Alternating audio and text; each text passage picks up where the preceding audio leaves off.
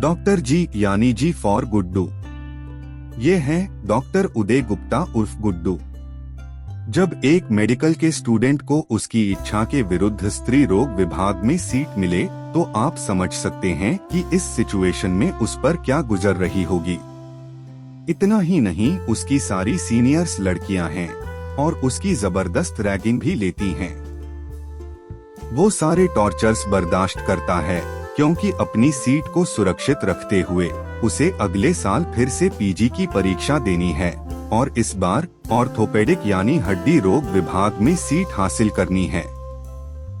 वह गुपचुप अपनी प्लानिंग पर काम कर रहा होता है, पर कॉलेज की डीन डॉक्टर नंदिनी श्रीवास्तव को इस बात की जानकारी हो जाती है और वह यह सुनिश्चित करती है कि डॉक्टर उदय गुप्ता यानी गुड्डू स्त्री रोग विभाग में अपनी ड्यूटी पर पूरा ध्यान दें।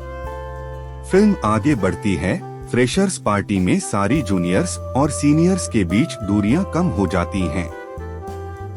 डॉक्टर उदय गुप्ता को थोड़ा रिलीफ मिलता है, पर हॉस्पिटल की डीन डॉक्टर नंदिनी का डॉक्टर उदय पर खास ध्यान रहता है। अब फिल्म में एंट्री होती है चैलेंजेस की, उसके साथ ही अपॉर्चुनिटीज भी आती हैं खुद को काबिल साबित करने की। इसी दौरान उसकी एक अपनी साथी स्टूडेंट फातिमा सिद्दीकी से दोस्ती काफी बढ़ जाती है, पर यहाँ पर भी केस कुछ अलग ही हो जाता है। अब आते हैं हॉस्पिटल में। एक इमरजेंसी केस में डॉक्टर उदय एक महिला की डिलीवरी अस्पताल के गलियारे में ही करवा देते हैं, जो कि अस्पताल के नियमों के खिलाफ और असुरक्षित भी है। पर इस डिलीवरी के कारण महिला और बच्चे की जान बच जाती है, जिससे डॉक्टर उदय के प्रति सभी लोगों की सहानुभूति बढ़ जाती है। पर डॉक्टर नंदिनी का उदय के प्रति सख्त रवैया अभी भी कायम है। उन्हें डॉक्टर उदय की अनुशासनहीनता और लापरवाही कतई बर्दाश्त नहीं। उदय घर में भी अपनी मां की कारस्तानियों से अलग ही परेशान रहता है। उसका एक कजन ब्रदर है डॉक्टर अशोक गुप्ता, जो कि एक हड्डी रोग विशेषज्ञ है। उसी से प्रभावित होकर उदय एक हड्डी रोग विशेषज्ञ बनना चाहता है, पर अपने भाई अशोक के कारण ही वह एक बहुत बड़ी मुसीबत में पड़ जाता है। और इस बार उदय की मदद करती है हॉस्पिटल की डीन डॉक्टर नंदिनी श्रीवास्तव। पर हॉस्पिटल एथिक्स को नजरअंदाज करते हुए अपने साहसी कदमों के कारण डॉक्टर उदय कानूनी रूप से फंसने ही वाले थे। पर डॉक्टर नंदिनी श्रीवास्तव को शायद उसमें कुछ उम्मीद नजर आती है, इसीलिए कुछ शर्तों के साथ डॉक्टर उदय हॉस्पिटल में स्त्री रोग विशेषज्ञ विभाग में ही कंटिन्यू करते हैं।